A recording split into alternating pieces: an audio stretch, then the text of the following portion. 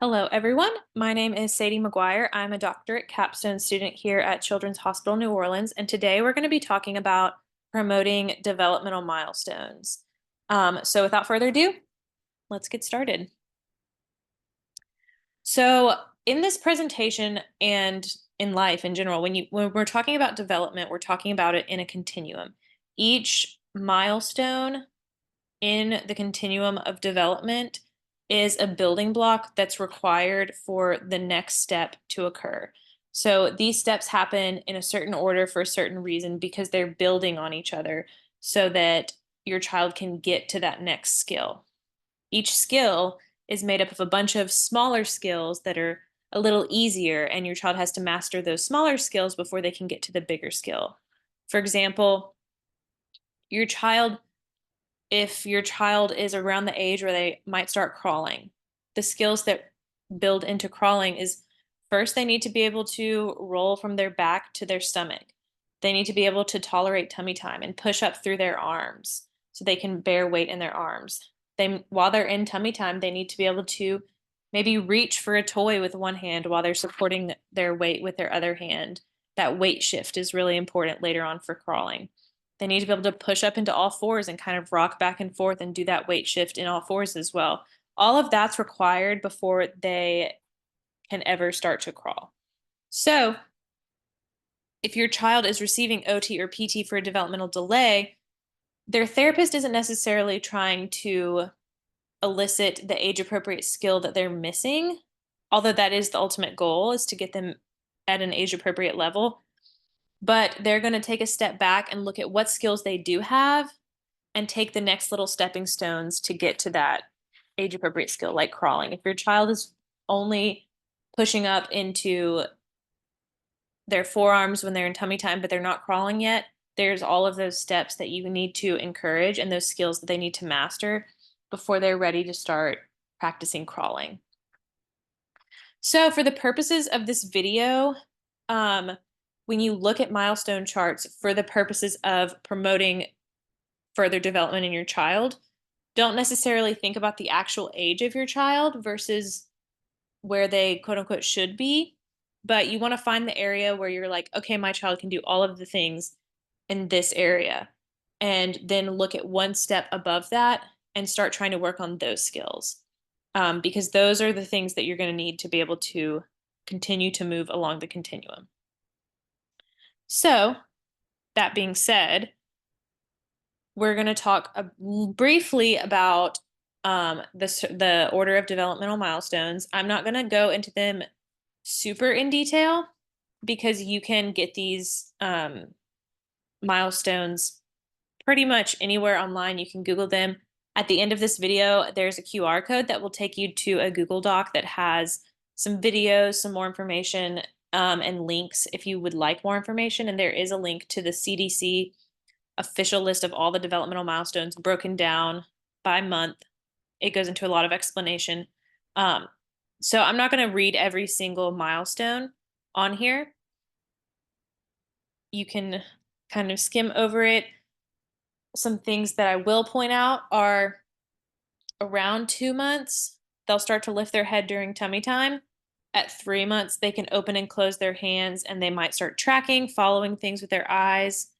Um, At 4 months, they can hold their head up unsupported. And 6 months is where the sitting really comes in. That's a big milestone that is required for a lot of future milestones. So 6 months is where sitting starts to come in. It might be prop sit unsupported. It just depends on where your child is. That's also when they can roll from their stomach to their back. At around 8 months, they may begin to crawl. 9 months, they can sit up unassisted. 10 months, pick things up. 11 is when they can start to crawl upstairs. And 12 is when they start to pull to stand and they might start walking, toddling around, cruising furniture. Around a year is when you might start to look for that. And like I said, this isn't to start making you compare the months of your child to the months on the milestone chart, but rather to find where your child is on the continuum.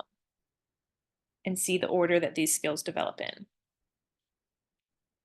So, when you are promoting development and you're trying to get your child to that next step, these are some kind of key facts and principles of promoting development to keep in mind. So, anytime that you're learning anything, if you've watched any of the other videos that we've made, I've talked about this a lot. You, especially children, but everyone, learns through experiences. You have experiences with the environment around you, and you learn, oh, that didn't work. Oh, that was really interesting. I'd like to try again. Oh, that hurt me. I'm not going to do it again. And that's how you develop movement skills and movement patterns and practice movement over and over again until it becomes second nature. The same thing goes for babies. Development occurs over time because babies start to have more and more experiences with the environment and they develop more and more skills. For a really rich environment that's going to promote a lot of skill development, you want to have a varied environment. You don't want their environment to look the exact same every single day. Them just sitting in their playpen with the same toys presented in the same way every day, because they're not going to learn how to produce those movements in an environment that doesn't look like that environment that they see every single day. If there's something that's a little bit too hard for them, a toy that's like just too hard for them to interact with, that doesn't necessarily mean that you need to take it away and save it for when they're older. Providing opportunities for them to have a little bit of a challenge or something that they struggle with, as long as it's not an overwhelming challenge, um, that is key in helping them to kind of level up to the next step. Um, Repetitive practice of skills, once the child masters them, repeating them over and over and over again, helps to promote brain plasticity, which that is essentially how you ingrain a skill in your brain so that you can use it in different environments. So you can be flexible with that information and it's not so rigid where you have to do it the same way every time. And learning. So once they master a skill, they've mastered it because they've repeated it over and over again, and they can do it in different environments, in different situations, under different parameters. Um, if they can roll over, they can roll over on the hard floor and they can roll over on the soft mattress in their bed, or they can roll over if they're lying on kind of a bumpy blanket or a water mat. If you really want to promote development, you'll need to challenge your child to engage in activities that they're successful in. Um, if a child is playing at a game and every single time they do it, they're unsuccessful, it's not fun. They're going to lose interest and not interact with that anymore. So you want to provide opportunities for them to feel success, for them to be engaged in the toy that they're playing with, but also create that challenge to kind of introduce the next level up. Something that's really important to note as well is that development doesn't happen automatically. Um, you can't just put a baby in a container, a car seat, and say, oh, well, as they get older, they'll develop. They need the input from their environment, they need the interactions. That's what creates the development. It's not necessarily a fact of just, well, they're 3 now and they didn't learn how to track objects with their eyes. The opportunities didn't present itself for them to see something interesting, then follow the movement with their eyes. They haven't learned that skill because they haven't had enough opportunities to practice. Um, so it's really important to know that development doesn't happen automatically and you have to create the opportunities for your child. So your infant for development needs routine and schedule so that they can be regulated and rested. We've talked about this a lot in the sensory processing and the nighttime routine management video. Your child needs to be calm and regulated for learning to occur. If they're unregulated and screaming, crying, and not feeling good, learning will not occur in that situation. They also need opportunities to explore, like we've been talking about, and they need to feel secure and have their needs met. So if they're hungry, their diaper's wet, they're too tired, the learning really won't happen in those situations either. Skills are promoted by modeling, where they watch you do it and they see other people doing it. Assisting, you kind of help them along, support their arms or their body as they learn these skills, and reinforcing once they do something well and good, provide positive reinforcement, cheers, claps, songs, coos, whatever age your baby's at, whatever reinforcement looks like for that age. But what does promoting the milestone, what does reinforcement and modeling and all of that look like? So, first, I want you to, like we talked about, find the area where your child has mastered all the skills. For example, if they can roll to both sides easily and well, you might want to start practicing prop sitting and sitting with support, and then start practicing sitting unsupported, um, weight shifting in their arms, different things like that. So, you're going to find that spot where your child has mastered all the skills. Once you're in that spot, you're going to provide opportunities to practice the new skills. So you've found where they are and you found the skills that you think that should be targeted next. And you're going to give them opportunities to practice those skills. If you want them to weight shift where they're reaching for something while they're pushing through their arms, give them some toys, some awesome toys that are super interesting to them, get down on their level and make them want to reach for that. If they're just sitting there and you've got the same toys that they see every day scattered around them, and you're not playing with them, they're just sitting there, then your child's probably not going to be motivated to reach for those toys. So you have to provide the opportunity for that to occur. Model the new skills for them, especially once your child gets a little older and can start really paying attention to what's going on around them. When they see you do things, it helps them work it through in their brain for how am I going to get my body to do those skills too. Help them move their bodies to feel new motor patterns. For example, if your child has difficulty with grasping objects at midline when they're lying on their back, and if you offer a toy or a bottle at the middle of their body, they have trouble bringing their arms up to hold that bottle or that toy, whatever the case may be. Take their arms and move it to their midline and kind of hold it there so they can feel what it feels like to have their arms in that position. And that starts to help those muscles create muscle memory and communicate with the brain about this is what it feels like. This is what we do when we're moving this way. And that can help develop that skill. And any skill, it doesn't have to just be the holding the bottle example. Get down on the floor and play with your child to encourage exploration. If your child is sitting in a playpen or an activity chair, there's not a lot of opportunities for exploration because they're in there by themselves.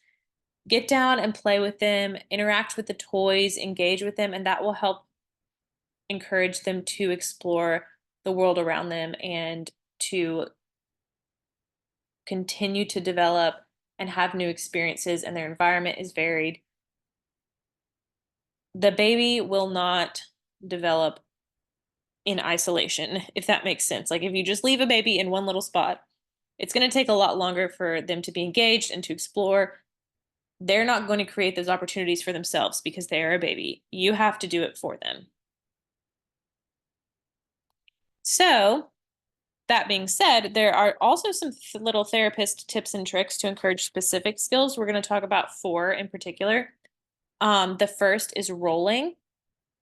So if they're on their back or their tummy, specifically on their back, and you're trying to get them to roll to their tummy, place a preferred toy excuse me, on the floor, kind of above their head to encourage them to turn their head that way and kind of lift up and look above their head. And that's kind of the neck position that encourages and facilitates a roll over towards their stomach. This baby on the, I guess that's the left side of the screen in the little pink onesie, is looking at that rattle with the rings, and that's helping turn their body towards the direction of the roll. I put this little green smiley face right here because if you put a toy, if you moved that rattle and got them interested in it and then kind of shifted it this way, that would help them turn their head even farther and extend their neck right here to look at that toy and whoop, flop over onto their stomach.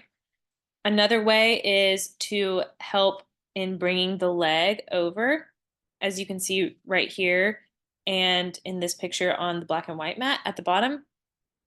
You kind of help them feel That's the assisting part.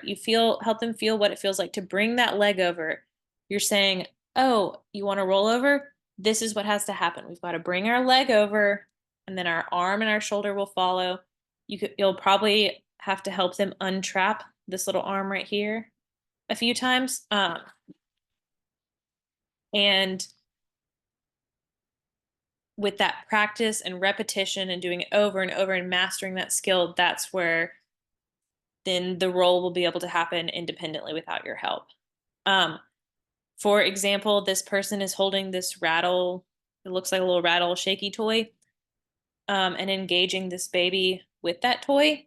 That's part of creating the environment to provide opportunities for that baby to roll. The toy, if it was just sitting there, would not be nearly as interesting to that baby. And the mom or the therapist, or whoever it may be, is creating an environment that encourages that child to roll over. Prop sitting. So this is sitting with support from their arms, like right here. Their arms are supporting their weight. And that's the skill that comes before sitting unsupported. Before you can sit without anything holding you up, your arms will hold you up. So before your child has the stability to prop sit, you have to provide that stability. So at their hips is where kind of the key area to provide that stability will be. As they start to get stronger and their core gets stronger and they're better at supporting themselves in a sitting position, you can kind of decrease the amount of support that you offer. For example, this child in the laundry basket, that's a good way to provide a little bit of support across the entire back. And there's engaging things right there. There's the balls are creating sensory input on her feet. She's got a lot of different colors and textures to explore. An engaging environment that makes her want to be sitting and looking at those balls. But she also does have a lot of support in her back.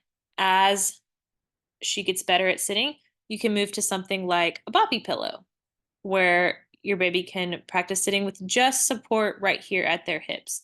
You're also going to want to create a engaging environment in these situations too.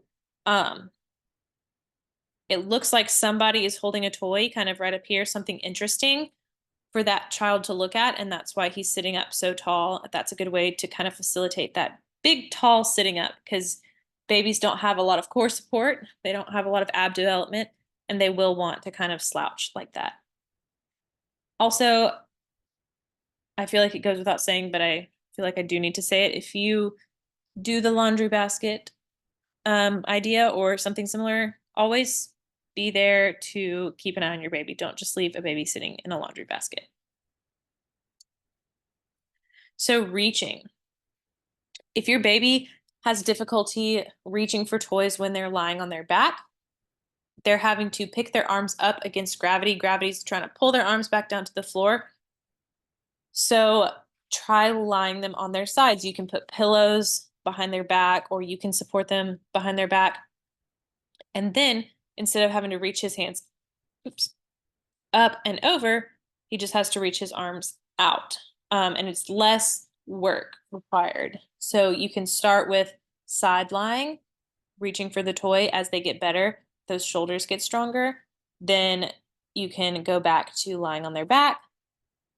And you can support at their shoulders and kind of help them feel the movement by providing that input at their shoulders. Like we've talked about, make sure that the toys are motivating for them. Give them something to reach for. If it's just some toys sitting there not doing anything, they're probably not going to be super interested in reaching for them. Also, when you provide a toy to an infant, start with it at midline. If your child isn't reaching for anything, the first part of reaching is reaching for things at your midline, like you would hold a bottle in the middle of your chest.